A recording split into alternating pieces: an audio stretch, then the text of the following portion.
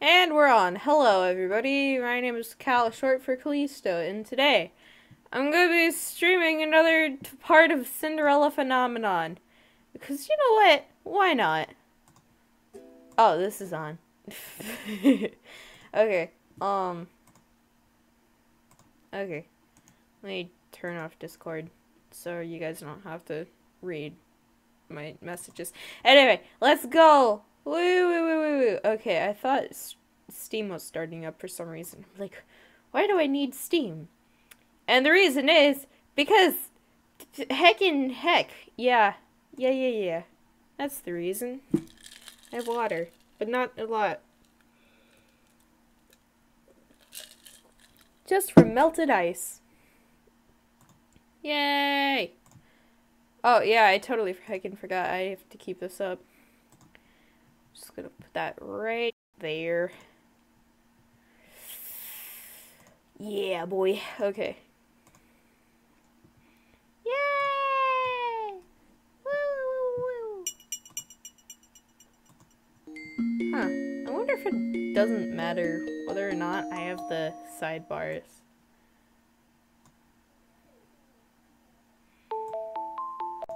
Once again, as always, I apologize for the heckin' background sound. The background noise. There we go. Okay. Let's continue. By the way, I have somewhat of a headache right now, so I apologize if I have to... Why the heck? Why is it low? Ah! Okay, hold on a second. I don't know why it's low, man. Okay, maybe I just need to keep everything open, man? Like, seriously, dude. Bro. Okay, I may have done that on purpose. Okay. We're on chapter 5 now. Good morning, Your Highness. Would you like to play with us? You want to play with me? Yeah. Yeah, come play with us. We'll have lots of fun. Well, please, just for a little while? Maybe I can... Calisto, what are you doing here in front of the gates? Mother. Good morning, Your Majesty. We were just wondering if the princess wants to come play with us. No, Princess Calisto does not want to play with you. But, Mother, I do... Enough idle chatter, we must go. It's almost time for your dance lessons. But, Calisto, do not make me repeat myself. Yes, Mother. It is still dawn when I wake up. As much as I want to continue sleeping, I still have no choice but to get up and prepare for the day. Yay! Okay. The stream is working. Whoop! The last thing I need is an annoying lecture from the head maid. I have almost become accustomed to waking up this early, even if I do not enjoy it. As soon as my preparations are made, I begin my way toward Emmeline's room, should she wake early.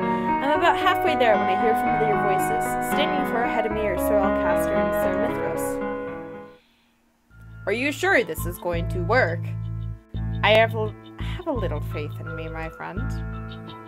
Friends? We are not friends. Sir Alcaster narrows his eyes and then turns abruptly to look at me. Ah, Miss Calisto, was it? Sir Mithros. Oh, Sir Mithros, Sir Alcaster. Have you been eavesdropping, child? He has no reason to be angry at me. If they were talking about something confidential, they should not have been openly talking in the hallway. I'm on my way to Princess Emmeline's room, sir. That is why I'm here. I clearly look at Sir Alcaster, who looks like he's about to pop a vein. I cannot help but feel satisfied at his reaction. In just a few steps, he is suddenly looming over me. I have never seen Sir Alcaster look so angry before. I have no idea what her voice was, so I'm just going to go with this voice. So you know what is going on. Rod is now walking towards us with a scowl on his face. Sir Alcaster notices this and quickly steps back. There was just a little misunderstanding with me. Emmeline is already waiting for her. Sir Alcaster stares at me for a few moments before bowing down to Rod. Of course, Your Highness. Thank you. I'm just laughing at the voice. Not the situation. This expression solemn. Shall we? He walks off before waiting for my reply.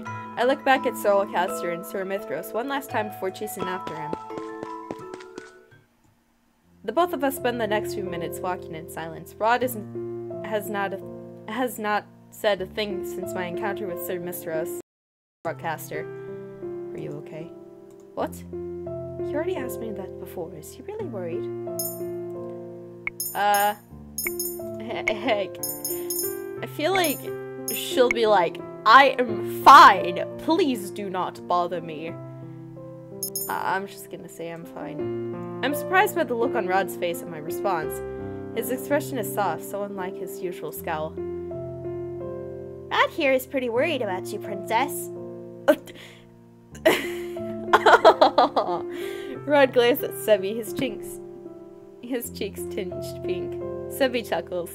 Sorry, Rod, your thoughts ring so loudly in your mind that I can't help but say them aloud. This is not the first time Sebby has told me about what Rod is thinking. Ah. Why is it buffering? Why does it say it's complete? That's the opposite of what... Okay, thank you. I was so confused for a moment. I'm like, wait, this stream is not complete. It's only been 7 minutes. Huh. There is a person watching right now. Welcome to the heckin' stream, man.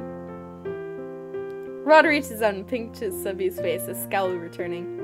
Ow! I am sorry, okay? But next time try not to think too loudly. You said that Emmeline was waiting for me. I did not expect her to be up so early.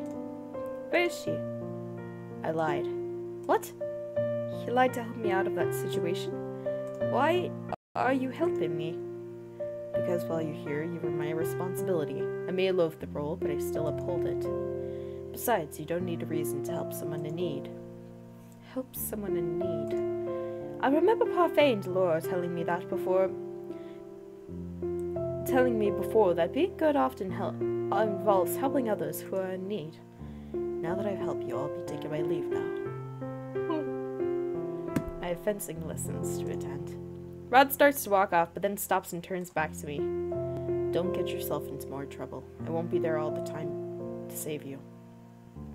I glare at him and cross my arms. I'm not some damsel in distress, your highness. I do not need your help. Help! Rod's... He's like... Rod snorts before turning away from me and walking away. I'm not sure if I just repeated myself right there. Later that day, I watched Emmeline finish her etiquette lessons. I can tell that the teacher is impressed with her progress. Emmeline is able to correctly name all the glasses and cutlery. She's not so slow a learner. I'd come here earlier in the day to better teach Emmeline about proper dining etiquette. It turns out that my lesson was valuable. You have shown great improvement, your highness. I'm glad that you have been diligent with your studies. No doubt you'll be ready for the ball soon. Ah, white chest, will you? Elaine smiles, her cheeks turning pink. Thank you, I wouldn't have done it without the help of a friend. Emmeline glances at me briefly and smiles gently. I really owe her a lot. That is wonderful. I'm so glad you have such a dedicated friend, your highness. Friend? Is that really what I am to her? The princesses do not have maids as friends. A royal does not mingle with commoners, especially not with servants. Mother told me that before. Don't believe everything your mother says because she's a fucking liar, man. I found my door is open and I'm like, whoops. Emmeline does not treat me as a maid, but she cannot possibly think of me as a friend. After the teacher gives Emmeline several books to study for her she ends the lesson and excuses herself. Emmeline approaches me and grasps my hands. Thank you so much, Calisto. I wouldn't have passed without your help. It's okay. It's not on. I thought my noise canceling was on. I'm like, is that why it's so quiet? No. All I did was repeat the things your teacher taught me. But you're different. I raised an eyebrow at her. I tend to get nervous in my lessons. My teachers are strict and intimidating. Is that not what she is? I keep beneath the pressure. Oh my god, I poked my eye with the net. Heck. But with more comfortable around you. It's probably because we're almost the same age and lessons feel more casual. So thank you. I really am grateful to you. I'm very grateful to you. She looks down at the ground shyly. I hope it's alright that we're friends. I furrow my eyebrows at her. Why would you even want to be friends with the maid? We're supposed to be making friends with the nobles, not the servants. Emmeline frowns and I could feel her deflate. She walks towards the window and sighs. I tried. They may not say anything, but I can feel them silently judging me. I wasn't born a princess, and I feel that they judge everything that I do. They think that I smile too much, that I'm not regal enough. They feel that I'm too clumsy or too cheerful. Well, Emmeline definitely does not act like a noble. I cannot say I blame the nobles for being skeptical of her. Being with them suffocates me. I do my best to act like a princess, but the way they all look at me, it's as if they're waiting for me to make a mistake. Then they'll have an excuse to jeer at me. Every girl dreams of becoming a princess, and yet this isn't my dream. I really just miss being a normal girl. I miss my freedom. I look at her thoughtful. I think I can understand what Emmeline is feeling. Just like me, she was thrown into a world she was not ready to be a part of. Right now we have no choice but to fit in. She never wanted my title in the first place, yet I accused her of stealing it. Have you told your mother how you feel? Emmeline shakes her head. No, not the king either. I don't want them to think that I'm ungrateful. That's why I'm trying my best to become accustomed to all of this. I cross my arms. But you are not happy. I'm not. Everyone just assumes that I'm happy because I smile a lot. She barely opens up to anyone, and yet she opens up to me. But I've been given the choice before. I was curious to never have listened to her. You should tell them rather than just keep it to yourself. Otherwise, the stress will continue to accumulate on your shoulders. I wish I could be more honest with them. I really do. I envy you for being able to speak your mind. She envies me? Emmeline takes a deep breath and sighs. The frown fades with the sigh, and is quickly replaced by a fragile smile. I'm sorry for ranting to you like that. I must have bored you with my story. I used to get so annoyed with her, but now I have seen this side of her, so I suppose she's not as terrible as I had first thought. Oh! I just remembered that Mother wanted to see me after my lessons today. Allow me to escort you to the Queen, then. Thank you. Oh my god, it's a sexy picture of Red! I don't know, man. Days pass without any real conflict. I run into Sir Alcaster again in the hallways, but his eyes pass over me as if I'm something to be ignored. Delora, who had been ignoring me as she had been busy with other priorities, returned to the Marchen yesterday to discuss something important with Parfait. It's not as if she has been any help since she came here anyways. She mostly stays in my room while I run around doing errands for Emmeline and taking on other chores as they are handed to me. Right now I'm headed to the palace gates as I hurry to meet Emmeline. She's going out to town to meet Viorica again, and I was told to meet her here. Calisto!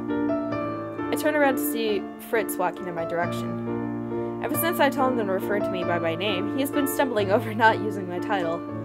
I rarely see him, but when we do not have much time to discuss anything. Can I help you with anything, Fritz?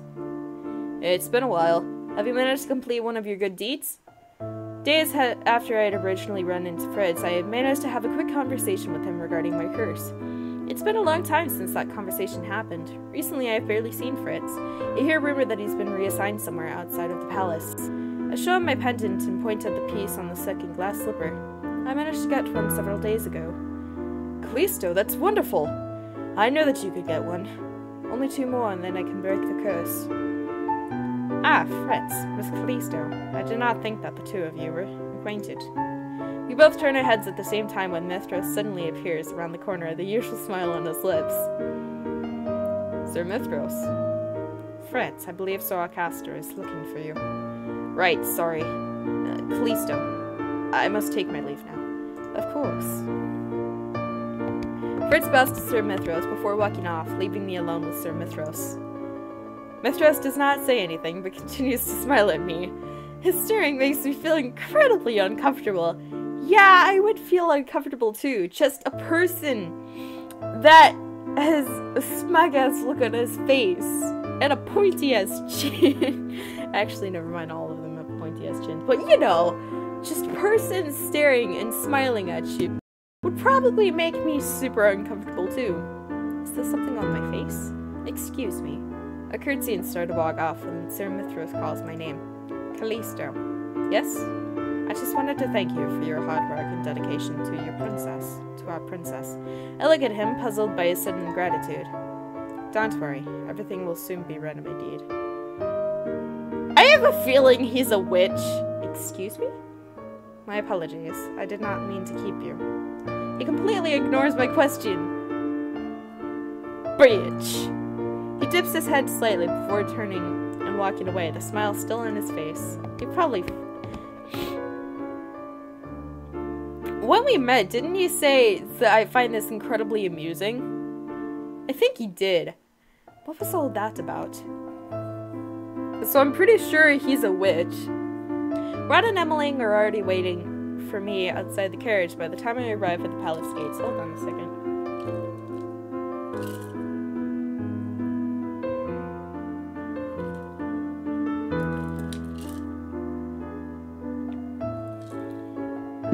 Alrighty, hopefully the hanging mucus at the bottom of my throat goes away. Rod has his arms crossed and looks at me, irritable.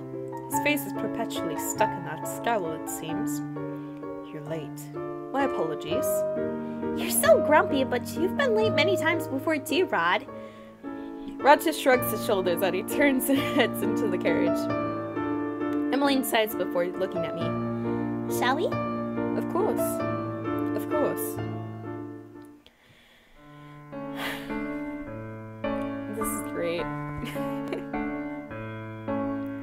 The three of us sit in silence as the carriage rolls toward the town. The knight assigned to guard duty is sitting out in front with the driver, watching for any disturbances. Emmeline glances forlornly out one window, while Rod silently looks out the other as he rests his chin on the palm of his hand. I do that too, man. I notice Emmeline pausing to glance at Rod every now and then, looking restless. Finally, she breaks the silence. Are you still mad that I asked you to come along to visit Fiorca? You could have declined the invitation, Rod. And if you would tell me what happened between the two of you, I would do my best to remedy the situation. Rod notices me looking at him and scowls. Actually, that was a scoff. I don't know what a scowl is, man. He returns his moody gaze to the window. I have nothing to say, Em. But you used to be good friends with Fiorca too, Rod. But then, ever since you were... Emmeline stops herself, but I know that she's referring to his curse. After that day, you've kept your distance from her. Then, you found out about the wedding, you became even colder towards her. Oh, did he heckin' love her? And then he couldn't say his feelings the day that he got his curse. And then it just went downhill. Even Fiorca's worried about you, Rod. She worries that she might have offended you somehow. Emmeline. There's a hint of warning in his tone. Is it possible that Fiorca is related to Rod's curse, considering the timing? Emmeline opens her mouth again to say something, but then suddenly stops and returns to the window, her expression mirroring Rod's own gloom. We're all silent until we arrive at the toy shop. Emmeline, good to see you again, and you too. Calisto, was it? I nod in acknowledgement. Fiorca nods politely at the knight, who stands guard at the shop door. It's just the two of you today? Emmeline and I both turn only to see that Rod is indeed vanished. Emmeline frowns, looking both bewildered and disappointed. He was right behind us. I will go look for him. Thank you, Calisto. Just as I expected, Rod is leaning against the wall of an alley just outside the shop. The toy shop. Heck, what will I say?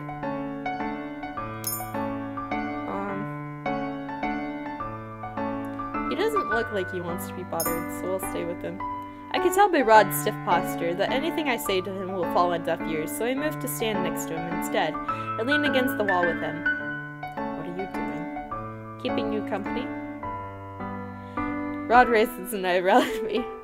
Since when have you even liked my company?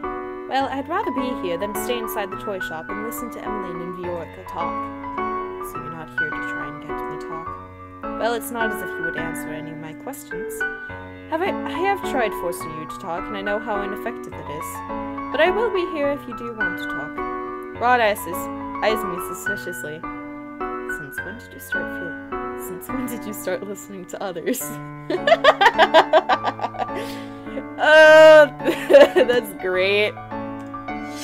When you're the personal maid of someone who enjoys talking, you learn to listen. Yay! I knew it! Yay! Okay, I'm happy. Emmeline has been happier these past few months. I hate to admit it, but it seems to be because of you. Are you actually praising me? Rod looks away, his cheeks tinted pink. Think whatever you like. I don't know why, but for some reason I'm happy that Rod gave me a compliment. That's called love bee. Princess Calisto!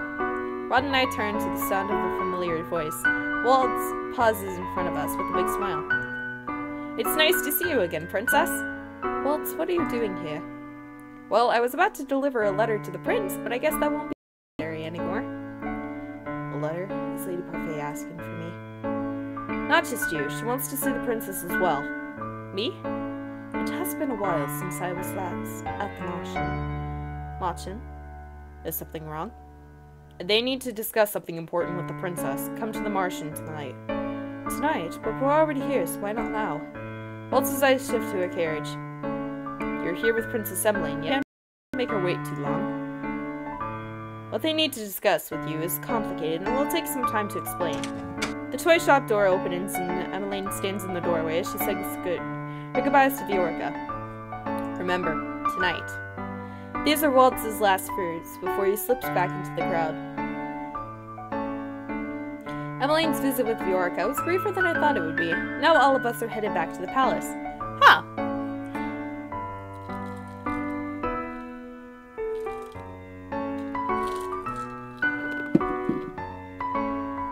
I forgot how dry my lips get whenever I'm talking. Whenever I'm playing this game, so I'm just constantly having to eat ice. Okay, we're good.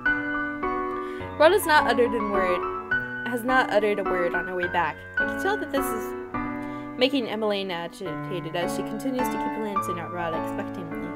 If you have something to say, say it. Emmeline stares at me. You obviously want to say something to Prince Rod. The only way to get your answers is to ask him directly. Rod does not turn around. It's as if he doesn't hear me. It's as if he does not hear me. Emmeline clasps her hands and sighs. Well... I glance at Rod, who still persistently stares at the window, his eyes focused on nothing. He's pretending not to hear us. How immature. Rod... Viorica was sad that you weren't here today. She was certain that you stayed outside to avoid seeing her. What's going on with you? I'm not in the mood to answer your questions, Em. Emmeline grips the edges of her dress, her expression becoming more rigid. You've been keeping secrets from us ever since you were cursed. We don't even know why you're cursed or how to help you break it. Wait, the rest of his family doesn't know anything about the circumstances of Rod's curse? I thought he told them everything, but all they know is that he's cursed. We're a family. We're supposed to help each other through the problems. Emmeline's hands are shaking as she gazes at her brother. The carriage stops, and as soon as the servant opens the door, Emmeline quickly steps out and rushes towards the palace. Rod watches her go quietly, though his eyebrows are furrowed, and he looks guilty. I silently shake my head at him before... It's like, God damn it, you messed up, man. I silently shake my head at him before running after Emmeline. Emmeline stands in the hallway with her hands to her chest. She breathes slowly in and out, as if she's on the verge of tears. When she notices me behind her, she turns away and wipes her tears with the back of her hand. I'm sorry for storming out like that. very frustrated at Rod. I said something I shouldn't have said back there. If anyone finds out about this, They won't. Your secret is safe with me. Emmeline flashes me a grateful smile before looking up at the sky. One moment Rod is running down the hallway, the next he has stopped in front of us and is trying to catch up his breath. I'm sorry. I'm sorry too, Rod, but right now I'd like to be alone. Of course. I'm sorry, Calisto, but could you leave me for now? She does not even wait for my answer before walking away, leaving me alone with Rod. You made her cry, Rod. I'm fully aware of that. Why are you hiding your curse from your family? You wouldn't understand. I'm doing this to protect them. Protect them. Rod silently shakes his head. They wouldn't understand. They wouldn't understand. Those are the last ominous words Rod speaks before rushing off, leaving me alone in the hall. What happened to him? Yeah, I want to know too, man.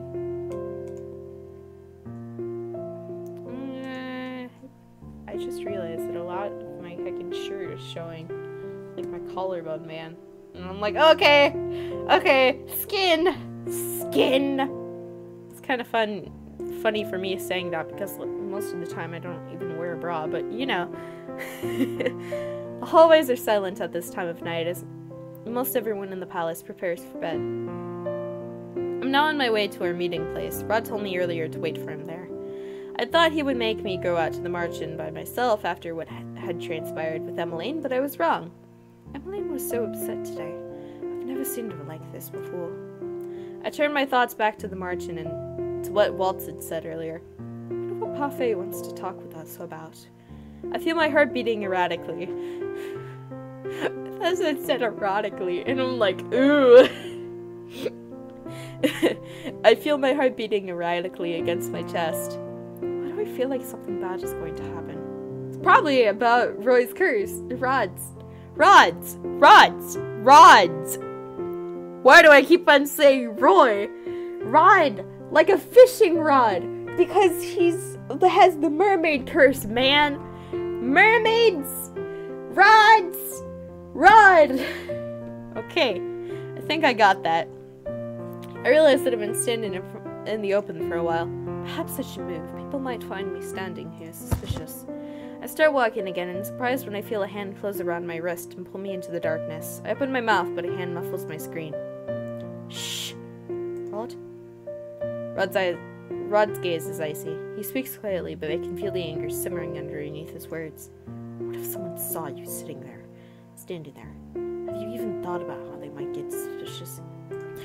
His tone is so accusatory that for a moment I cannot find my voice. But then he is right. I should have been more careful. Sorry. Rod stares at me, surprised. What? I never thought I'd hear you apologize, especially to me. Oh, well, at least I know how to apologize, unlike you. And why would I ever have to reason to apologize to you? Because you've done nothing but treat me coldly, even when I have done nothing to personally attack you. Rod scowls at me again, but doesn't say anything. Instead, he sighs and takes my hand, pulling me out after him. I just realized, tomorrow, I'm making heckin' cookies, man. I'm pumped. Ah, man, I love them CGs. What? Let's go before the guards see us. I think he's holding my hand. Why is it like this? Okay. Ah, I think he's blushing. I have no energy to argue with Rod, so I allow him to pull me along. I'm sorry. What? He apologized to me? Don't make me repeat myself. I did not hear you clearly. If there's one thing I know about you, it's not that you're deaf. It's that you're not deaf. Of course I'm not! Shh, someone will hear you. I glare at Rod, but he doesn't respond. Princess, your hand is really warm. Rod freezes in place and glares at Sebby. He seems to be shrugging. Your thoughts are too loud, Rod. Through the dim lights, I can actually see a faint blush on Rod's cheeks. I knew it.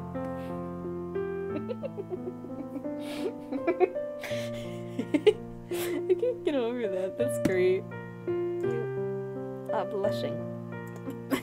I'm not. He lets go of my hand and starts to walk through the secret passage with me trailing behind him. We look around to make sure no one is in sight before we both slip inside. I follow closely behind Rod in silence. My eyes move upward to the little bunny plush hanging on his shoulder.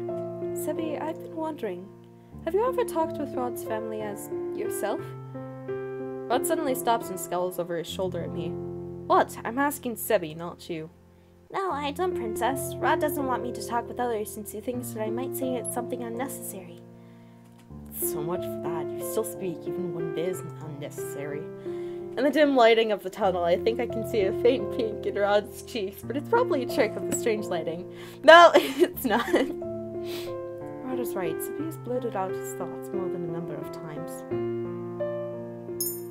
Huh. What do you mean by that? Well, there are thoughts that he prefers to keep himself, like his thoughts on karma and his feminine voice, or his... Rod suddenly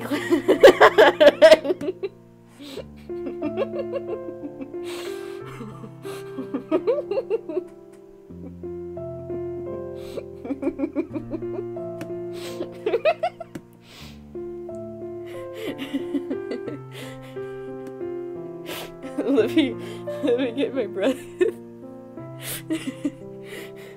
It probably wasn't what I thought it was, but I can only imagine.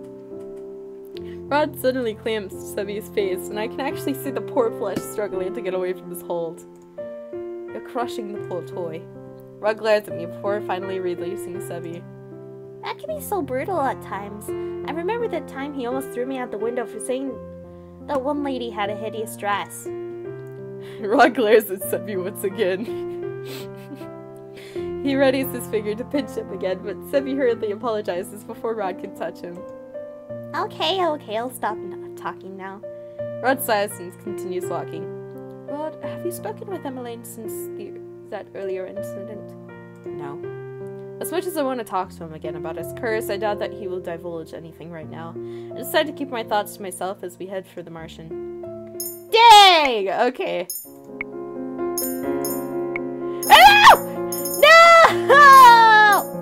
No! Okay, hold on. No, I want to load. Yes, let's just skip. Stay with him. You have to heckin' skip through all of this because I heckin'... God damn it! I get saved instead of, doing the actual thing.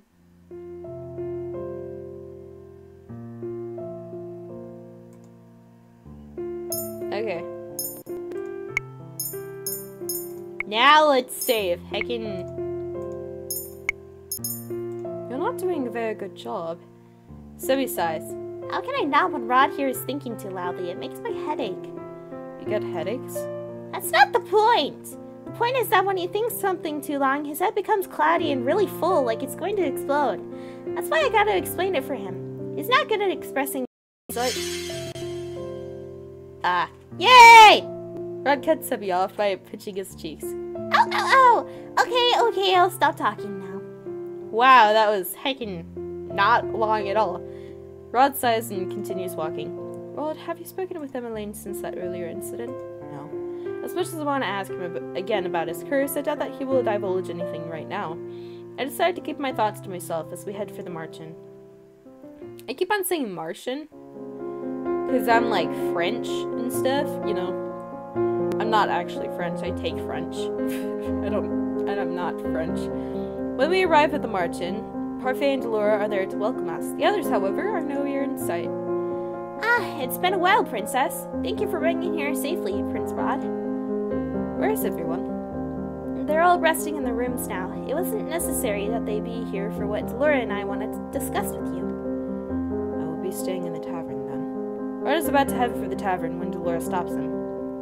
You don't have to leave. What we're going to say involves you too, since you're staying at the palace as well. Rod looks at her curiously, but asks no questions. Parfait and Delora gesture us over to the settee. Where we all take our seats. This is something Rod and I must know because we're in the palace. Hold on a second, just to leave you on a cliffhanger, I shall go get some water, man. Be right back. Ooh, wait.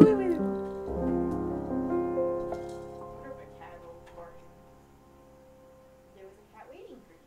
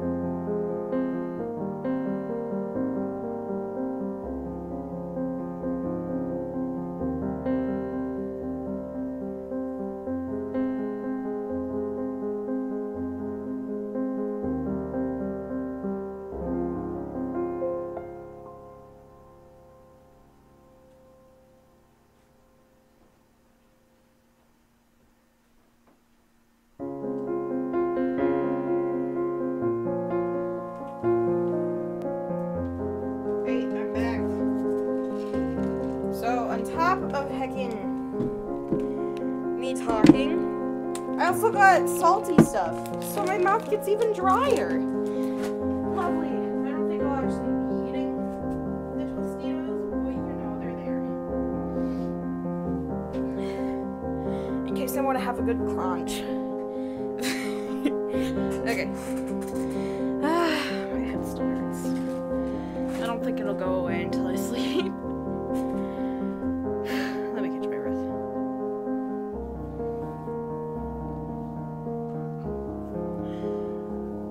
Oh, that would have been embarrassing if I had my face get water right now.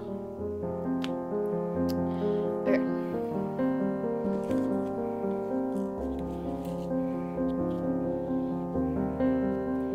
My feather. Okay. We got it good. I got a measuring cup full of water. So when I run out of water in my cup of ice, I could just refill it. This is the method I use, bro. It's a good method. There is currently no one watching right now, but that's fine. Okay. I have a bad feeling about this. Before we start, I would like to congratulate you on your first good deed, Princess. Delora told me all about it, and I can see the extra piece of your necklace as well. Parfait smiles at me, her eyes filled with pride. Her faith in me rekindles the dwindling confidence I had. Hold on.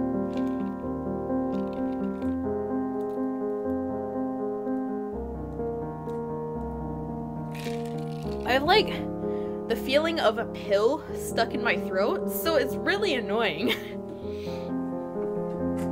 And it hasn't gone away, so... If only you'd seen how happy Delora was when she announced it to us. You didn't have to go into specifics, Parfait. Oh, are you embarrassed, Delora? Are you embarrassed, Delora? She smiles at Delora teasingly before turning back to me. Anyway, I know you can do it, Princess. Only 2 more to go and you can break your curse. Yeah, keep up the good work, Princess. And you too, Rod.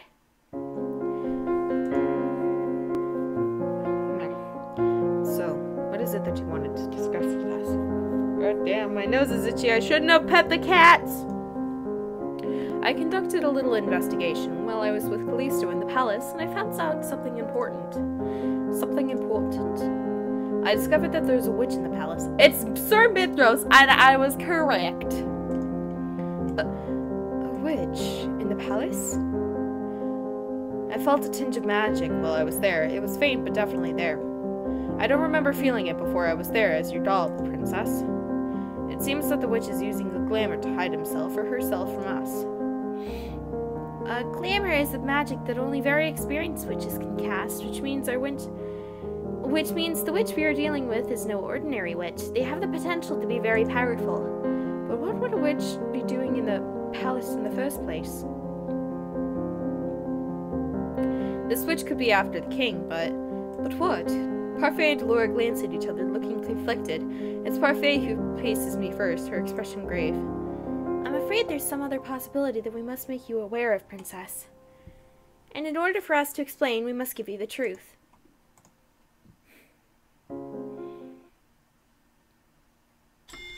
Chapter 6. Moving closer. I'm sorry, I think I bumped my mic there.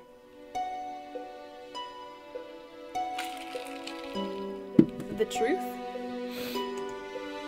My only answer is silence. I shift my gaze to Rod, but he avoids my eyes. What is going on?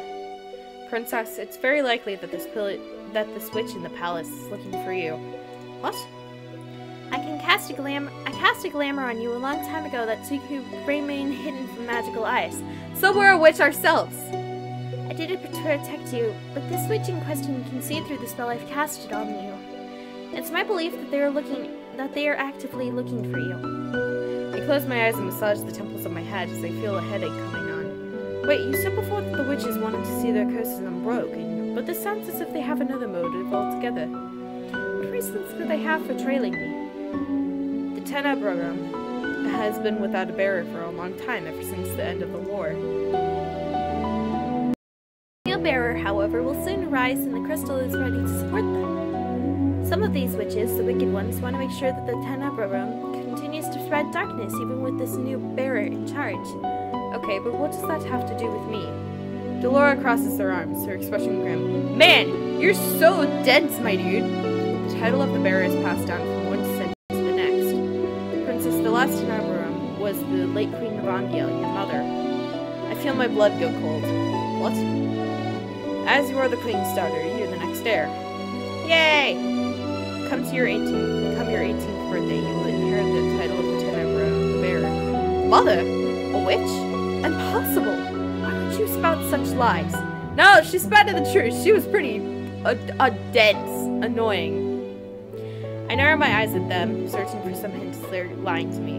Delora and Parfait never turn their sad eyes away from me. Rod glances at me briefly before turning away, looking uncomfortable. Hildir, your mother and I used to work together to maintain balance, but then the witch hunt drove her mad and turned her art to ice. Yeah, that's why I'm the Ice Queen now. But she never used any magic. I would have known if she was a witch. It's possible that she did in the past, but then it seems she erased all your memories of her true identity. So Lord was already able to certain that most of your memories of her had been snatched away. Hildir needed you to remain obedient so that when you finally did inherit her role as the bearer, you would continue to do as she wanted. My thoughts feel as if they're on an axis. The real reason I cursed you was to see if you're truly capable of goodness, Princess. Hildir's influence clung to you even after her death, and we feared that you would continue her previous work. The head Angiel must have might once again fall to darkness in your... I don't know, I didn't on my necklace as a feeling of dread washes over me. We know that there is goodness in you, Princess. We only wanted you to realize it by breaking the curse. Her face sighs, looking guilty. It was a selfish act on our part, I know. But we could not risk another great war. You believe that I would have plunged the world into a war? I turned to Rod, who has yet to speak since the conversation started. Did you know about all of this? Everyone knows the story of the Tenebra Witch and her daughter. Everyone except for me, I guess.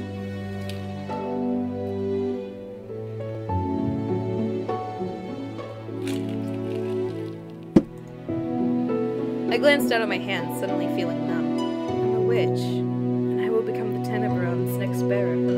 Just the thought of it makes me sick. I think back to my childhood. I can still recall the glares that everyone gave me when I was a child. They were scared of me because I was my mother's daughter. And what about the king? Did he never love me because I was the daughter of a witch? But if that's the case, if my mother was so wicked, then why did the king marry her in the first place? Hildir threatened to kill the woman that he loved if he did not marry her. She threatened to kill Ophelia. Ophelia? So the king has loved Ophelia from the very beginning? I clenched my hands into tighter fists. My mother died because I was able to After Mother died, he was able to reunite with his true love, and since then, he has treated Emmeline and Rod better than he ever treated me, even though the thought of my blood. I want to feel angry about this revelation, but instead I feel a dreary emptiness inside of me. A heavy feeling begins to settle in my chest, suffocating my heart. You never really loved me, Calisto. Rod's voice snaps me out of my thoughts, and that's when I realize that a stray tear has made it down my cheek. I quickly wipe it away at the back of my hand, angry at myself for showing weakness in front of him. Don't show weakness! That makes you good! You must be happy to see me like this. What? Your mother was made queen and you and your sister became royals overnight. It's like something out of a fairy tale, isn't it? You thought you had the perfect life until I came back into it. I never asked for this to happen, I just wanted to. Rod suddenly moved his hand to Sevine's mouth, muffling whatever the other words the plush was going to say for him. What is it that you want to say, Rod? Stop it. I can assure you, however, that the point, the power that comes with the crown has always been irrelevant to my family and I. So stop assuming that everyone around you is after your title or your riches. Did your time with my sister not teach you anything? I'm about to angrily retort when I suddenly stop, my heart sinking. I've already recognized that Emmeline is more complex than I thought she was, and she has also told me that she never wanted to be a princess. My mother wouldn't have married the king if my father were still here. Delora looks between the two of us and sighs. And here I thought your relationship had improved. Now it seems like it's back to square one. Daddy! My baby kitty. My baby. My baby. Ah! Daddy! My cat walked into my room. Daddy! I'm gonna hit you. Ah! Okay. Anyways. Okay. I crossed my arms and turned away, annoyed. Do you have anything else to add, Parfait? If not, I would like to return to the palace. Princess. Stay vigilant and be careful about who you trust. Trust? How do you know whom I trust? What makes you think that I even trust you? The anger that I was expecting earlier suddenly rises to the surface. For all I know, Parfait and Delora could be feeding me lies, playing with me. The way Delora did when she first cursed me. I don't expect you to believe what we told you. Perhaps it was not yet the right time to reveal everything to you, but please, you do need to be careful. I stand up and look at them, my arms now hanging limply at my sides. How am I meant to trust anyone when all of you have been lying to me this entire time? Calisto. If you don't believe us, then try asking the king who Hill there truly is. I never even thought about asking the king about mother. Rod, you should watch your back too. It's possible that this witch in question could be plotting something against the royal family as well. They've been in the palace for a long time after all. She looks at me, then at Rod, her expression somber. I won't be able to stay with you anymore. I had to pick up and leave a few days ago because I was certain he'd caught a trace of my magic. He probably already has. I understand. Anyway, Calisto is right to return to the palace now. Someone may have noticed your absence if you're gone much longer. You two should leave now. Let us know if you notice anything unusual. I will. I will. I'll see you again soon, Princess. Remember, stay vigilant.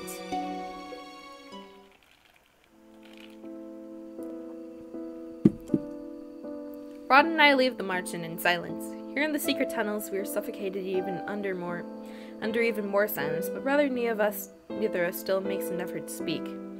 I'm stuck inside my own mind, sifting through my troubled thoughts. I cannot reconcile the fact that the wicked witch who led the witches during the war was my mother. I did not even realize how many people hated my mother until after she passed and they spoke about how cruel a queen she was.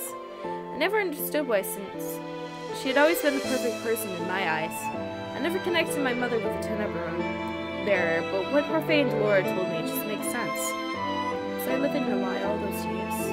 A lie that my mother crafted so that I remained cold and bitter even after she passed away. Delora and Parfait said I meant to inherit the power of the Tenebron from my mother. I did not want that mother. I almost bumped into Rod's back when he suddenly stops walking. He turns around and looks at me with a serious expression. I cannot help but feel judged underneath the weight of that gaze. If you're going to tell me that you never wanted me as your partner because mother was a witch, then I wasn't going to say that. What? I won't lie. The first time I saw you, I thought you were like your mother. You were cold, harsh, and selfish. I never wanted to have anything to do with you. That was why I was so against this partnership, but you've changed. Rod's expression softens. As you and Em grew closer, I've seen that you're not like your mother. She speaks fondly of you, and I can tell she really enjoys your company. That's why, even if I do not have plans to break my curse, I will still do what I can to help you break yours. It's the least I can do as your partner. I stare at Rod in shock. This is the first time he's ever been so nice to me. Well, why are you staring at me like that? I'm only doing this because you're important to my sister. It's not like I like you or anything, bugger. The silent student that is, are my favorite, man. Rod turns away, his face beat red. Liar. Rod reaches up to pinch Subby's face. Ow! I think thanking him was the right thing to do in this situation. Thank you. Rod turns away, his cheeks dusted pink. It's no big deal. Okay, so it was the heckin' Complimenting. Okay. Why would I compliment him here? Who would have thought that you were actually capable of being nice? What? Is that supposed to be a compliment? Yes, you're always so grumpy. I don't even think I've seen a genuine smile on your face before. I can say the same for you. Birds of a feather flock together then. Rod stares at me, dumbfounded. I can't help but smile a little at his expression. Do you really dislike the fact that we are so similar? Rod is still staring at me, wide-eyed. She smiled. I didn't. Rod thinks your smile is pretty. I didn't know. You two really are the same.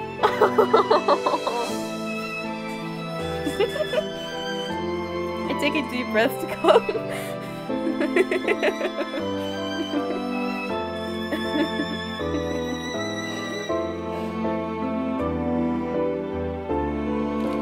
I have to drink water so I can calm down, man. This is great. I like this game. God damn it! Why is the input low? Oh god, I totally forget that I cover my I cover my hand. I cover my mouth with my hands whenever I'm like, you know. Heckin'. Why is it buffering? Okay, I think we're good now. I take a deep breath to calm the erratic beating of my heart. There we go. Anyway, I still want to help you with your curse, Rod. Why do you refuse to break it? Rod stares down at his feet, expression melancholy. Because I cannot. Rod stops and shakes his head. He says nothing else, and I do not probe him anymore, especially not after seeing the distant look on his face. We walk through the corridor and back to our rooms after goodbyes. I wonder what Rod was going to say. Have I ever lied to you, little one? You lied to her all the heckin' time! You've never lied to me. That is correct. Tomorrow I will remedy this situation. I will hire a new maid. You're not to befriend this one, no matter what she says. But, Mother! Are you arguing with me, Calisto? No, I'm sorry, Mother. Kill the witch. Actually, never mind, you can't. She's dead. God, I feel a little bad. It has been days since Parfait and Delora revealed my mother's true identity and the inevitable responsibility I have on my shoulders once I turn 18. I've been trying to ask the king about Mother, but he's even busier these days than he was before, and it's impossible to find a single moment in the day to speak with him. The fact that I'm a maid makes it even harder to garner his attention. When I'm not on break, I continue to do my duty serving Emmeline. Right now, I'm accompanying her as she walks. She practices her walk and posture. Ophelia has been helping her, pointing out any mistakes she finds. I know how hard this is, dear. I had to go through this training as well before I married the king. Emmeline allows her shoulders to slouch as she lets out an exasperated sigh. I've always hated these lessons. I thought my posture was fine. This is supposed to refine it, and yet all these lessons have been doing is hurting my back. Oh, Emmeline, you'll get the hang of this. You just need to keep practicing. But Mother, I've had the same lesson before. Why must I do it again? Because you slouch when you walk. It's unbecoming of a princess. I realize I'm doing the same voice for Ophelia as Yorga, but you know. Emmeline scowls at her mother, and Ophelia's frown falls away as she bursts into laughter. Mother, you're not helping! The atmosphere in the room is far from happy as Emmeline and her mother continue to conduct their lessons. It's almost the exact opposite of the lessons I had with Mother. I always got angry when I even made the smallest mistakes. I know this is hard, but as the crown princess, all eyes will be on me during the ball. The people there will judge me as any mistake you make, which is why you need to be in top form on that night. I know. Ophelia claps her hands. I was right the first time! Alright, now to start again. Emmeline groans before heading to the far wall and straightening her back. She takes a deep breath, puts a book on her head, and begins to walk again. The book falls from her head on her third step. She sighs, moves back and start the process. Man, I can walk with a book on my head. I can even crouch with a book on my head, bro. Like, how can you not walk with a book on your head, man? Neither of us break Emmeline's concentration by speaking. We stand idly by and watch as she tries time and time again. I'm surprised when Ophelia leans towards me and begins to whisper. Calisto, I've been meaning to say this before, but I'm grateful that you were friends with my daughter. I look at Ophelia's smiling face with surprise. I never agreed to be your friend. Ah, my door is open. You're not against the princess making friends with her servants. Why would I be? I actually wish more of the staff here wouldn't be so uptight since I would love for Emmeline to be on good terms with the people who serve her.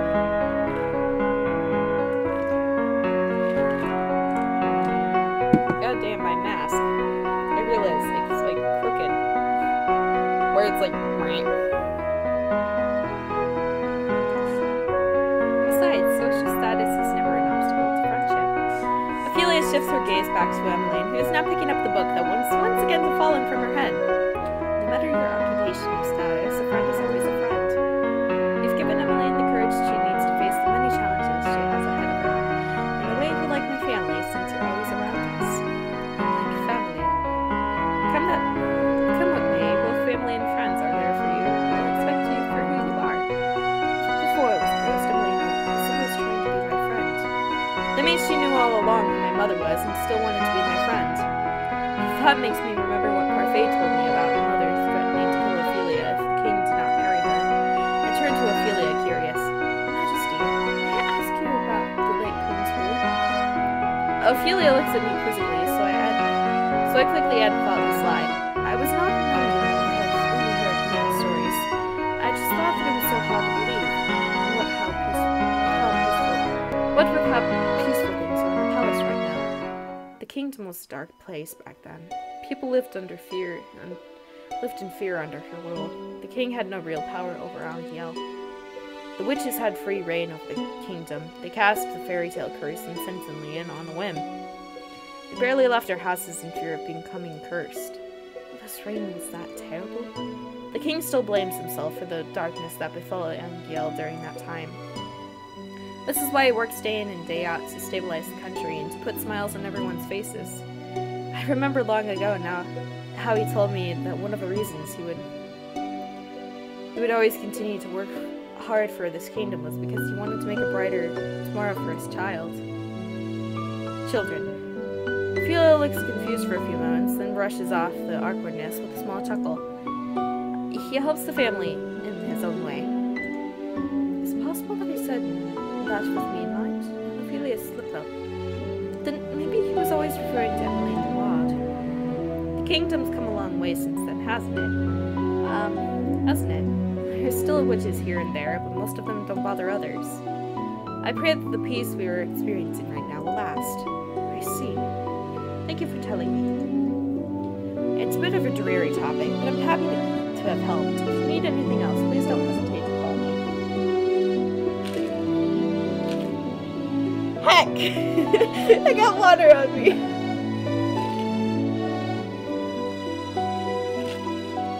The ice didn't sing, in which it stays in one place and then just all comes dropping down at once. I hate that thing. More water! Yeah. Yeah. I have more water now. Woo! Okay.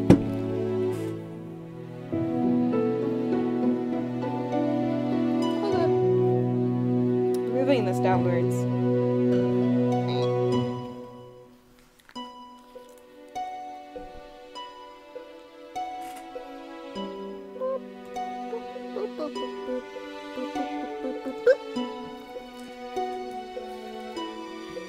Okay, hold on 1 second. I thought that I broke the string on my mask, and I'm like, no! I'm not gonna pretend like the mask isn't there, because, you know, why would I do that? I know that I'm wearing a mask. Okay. Moving my hair clip, moving my hair clip. You might have not known that I was wearing a hair clip. but I have bangs, and they get in my way all of the time because I moved the parting in my hair on like the second stream, like the day before the second stream that I had, which was last Thursday, I think. And it was just, it kept on getting so annoying, so I had to put a hair clip in so it would actually stay down. And so yeah. Also, I realized that this is a really weird place to stop.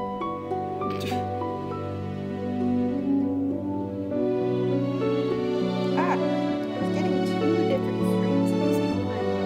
No. Okay.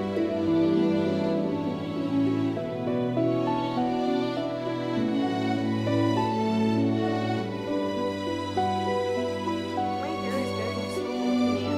I'm happy about that because I want to get my hair to like shoulder length so I can get Jico's hairstyle from Dandelion. I almost said Dandelion. And I'm like, that's not right. Okay. We're back. Yay! Okay. Okay. Aha. I know it may not be a traditional protocol for a queen, but then I do not consider myself a typical queen. I try my best to listen to everyone in here, regardless of what their title or name might be. I can only nod at her in response. Princess or maid, the way Ophelia has treated me has never changed. She has always treated me with kindness regardless of who I am. I never saw it before because I was always so distant from everyone, but now I see that Ophelia treats everyone here with kindness regardless of social status. I was always frustrated by the servants when they compared Ophelia to Mother, saying she was superior. But now, I think I understand why they would make such comparisons. Dabby! Oh, you're Posley.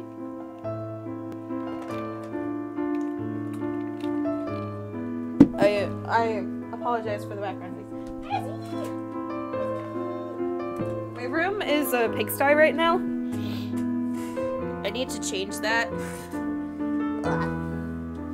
Need to pull my pants up because it's falling. There's Meowsup over there being a dingus, and there's also Posley over there also being a dingus. I have 5 cats. I think I just said that, but I'm not sure if I did. So I got Mr. Posley, Mr. Meowsup, Dobby, Tabitha, short for Tabby, or long for Tabby, and then Azog. Lazy eye cat. Dobby is my kitten. I love her. Emmeline dismisses me after my lessons, and I begin to head immediately back to my room. I've just turned a corner when I notice Sir Alcaster standing before me, scowling. Watch where you're going, child. I quickly avert my gaze, not wanting a confrontation. He always looks at me so strangely, almost like he can see into my mind, or is trying to. My apologies, Sir Alcaster. Sir Alcaster nods his head at me stiffly before walking off. You were pardoned, Princess. I turn to stare at him, after him, but he has already turned the corner. My blood becomes cold. Was that just a slip of the tongue? But how else could he know that I'm a princess? Is it possible that he's cursed? No, somehow that doesn't seem right. But he does not have a fairy tale curse. Could he be the witch that Laura warned me about? What reason would he have for unveiling his identity then? Unless he just wants to intimidate me further. It occurs to me that Fritz still remembers who I am. Did she tell his father about me? I'm even more confused about whom I should trust. Calisto? I hear what I heard when I hear Rod call me. His expression slowly increases with something that looks like worry. You're pale. Did something happen? Would he believe me if I told him? Tell him! Tell him! Tell him! Tell him! Solcaster knows I'm the princess. Do you think he's the witch Laura was talking about? I whisper the words to him, and he responds by raising his eyebrows, looking surprised. What makes you say that? This isn't just because of the standoffish way he acts, is it? You don't believe me. Rod sighs. I never said that I didn't. It's just that we can't just blindly accuse anyone without any real proof. Rod stares at me for a few moments, and then closes his eyes, his eyebrows slightly furrowed with thought. Sir Fitzgerald also remembers who you are. I do not want to be suspicious of Fritz, but I don't think blindly trusting him would be right either, given these circumstances. need to stay vigilant around him. If anything happens, you can come and talk to me about it. You're worried about me? You're worried about me? Rod averts his gaze from me. I think I just took a sip, but...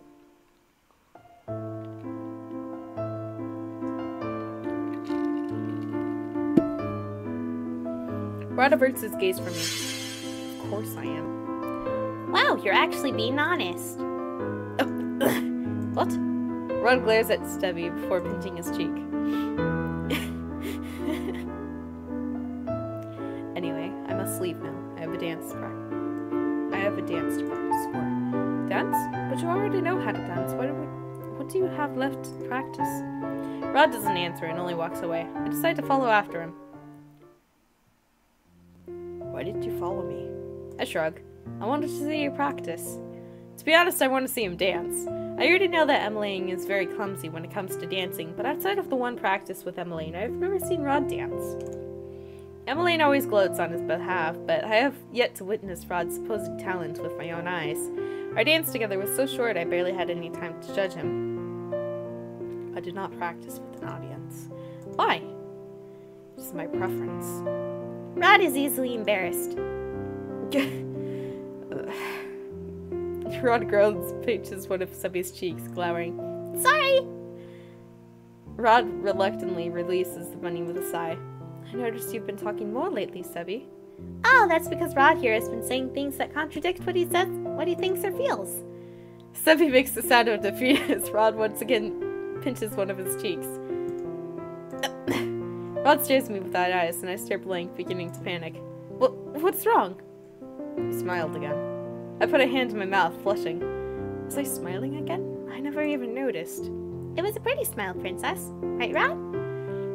Rod quickly turns away, cheeks slightly pink. Oh. I need to practice now, so I would appreciate you leaving. You didn't even command me to leave. What a surprise. Emmeline said you were a really good dancer. I want to see it with my own eyes. Why? So you can judge. I'm not here to judge you. I'm not here to judge you. Why else would you be so keen on watching me? I'm mostly curious. Curious? I wanted to know how good you really were. Then yes, you are judging me. I hold out my hand and he stares, looking taken aback. I should not be scolded for only being curious. Why not just one little dance to prove how talented you are? Rod stares at me for a few moments before reluctantly taking my hand. Fine, you better not step on my feet. Rod starts leading the dance. He glides us to the imaginary rhythm of a waltz. Yay! A waltz is my favorite kind of classical music.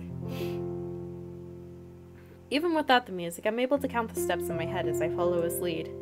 This is different from that short dance we showed Emmeline. Rod's movements are so graceful, his touch gentle as he leads me to an underarm twirl. Yay! Sebi. When I come to face him once again, I notice the gentle way he stares at me. The usual hardness of his expression is gone, melted into something relaxed. I find myself staring back at him, looking into his eyes. Perhaps Rod does have some gentleness in him. My gazes don't break as he twirls me. You have beautiful eyes. Rod's eyes widen as soon as mine do. He abruptly lets go of my hand and steps back. I can only stare at him, my face warm. Whoops. God, I can't even drink water, wow.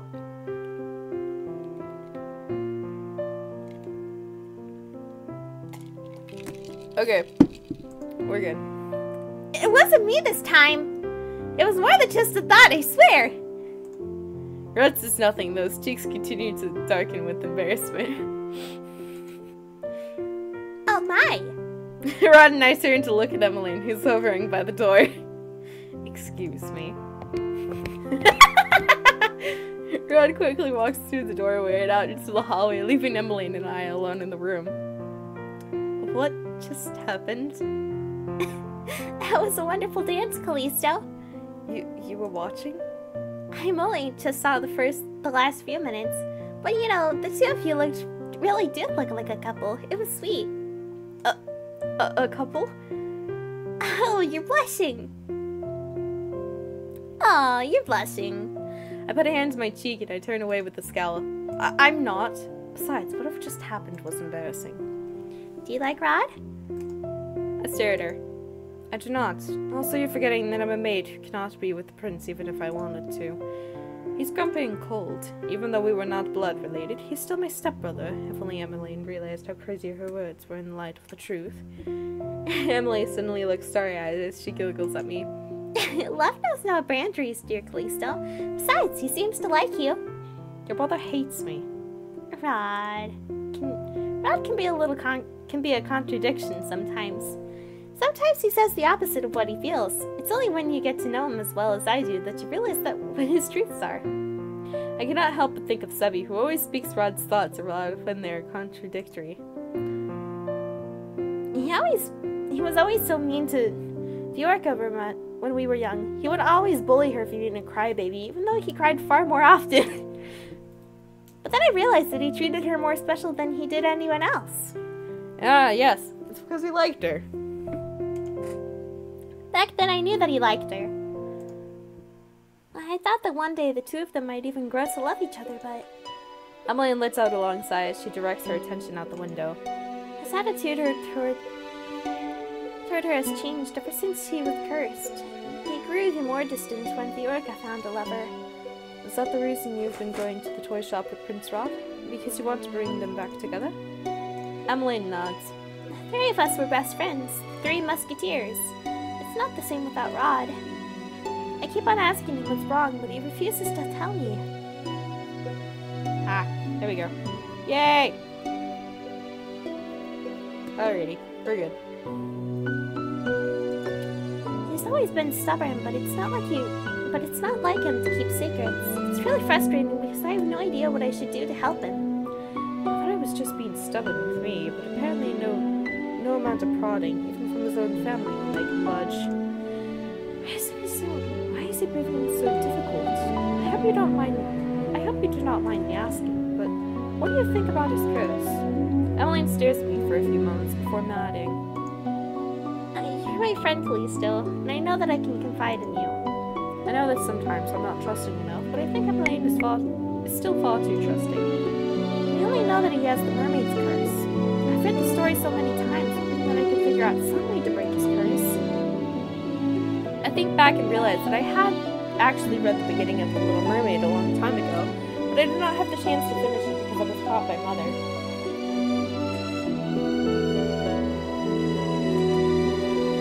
My understanding is that there's a mermaid named Ariel, and she falls in love with... She goes up to a place by a mansion, and she falls in love with the prince there, and she finds a witch, and the witch makes her feet hurt as all hell, and she loses her voice, which is what brought the prince there, but she can walk now. And so she tries to tell the prince that she loves him and that she was the mermaid, but it doesn't work out, and he finds another, but in the end they get together because they caught the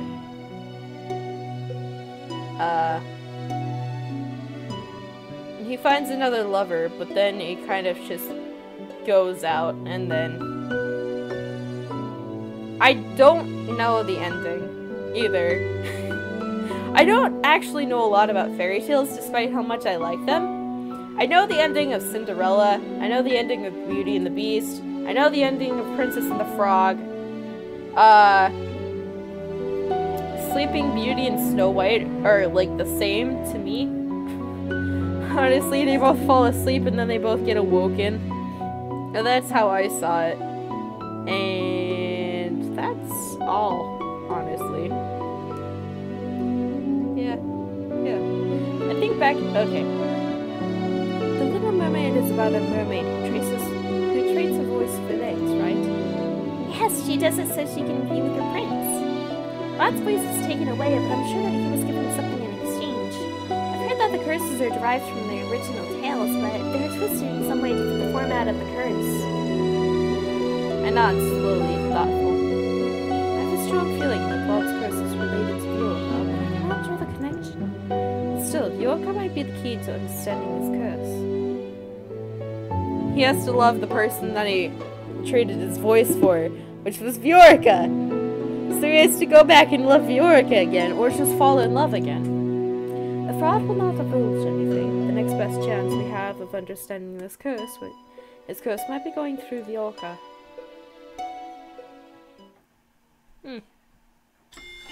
Chapter 7. Be careful what you wish for. Alrighty. I think I'm gonna finish it here, because I'm pretty tired right now, and it's almost 10:30. I started this like an hour ago, even though my first stream was 2 hours long, but, you know, oh, why is it all the way behind there? Wow, okay. You know what, I don't mind this. I don't mind. Okay. We're good. So, I think I'm just gonna end this here because, you know, we're at the end. We're at the new chapter. We've already done 2 chapters, and those 2 chapters were very lengthy. So I'm gonna save. I know how I'm just using like all of them. I'm gonna probably have to erase all of these. I wonder if I can erase them. I don't think I can. Righteous indicator, that's enabled. My kick speed is good. The auto forward time, I don't have that enabled because I don't even have that. Oh, okay. I think we're pretty good. Alrighty, so I'm just gonna, yeah, I'll see you guys on Thursday. So in like 3 days, man. It's Monday. It feels like Tuesday for some reason. But, you know. Yeah. I'll see you guys on Thursday for more stream. Yay. Ha! My stuff is right this time. So, yeah. Farewell.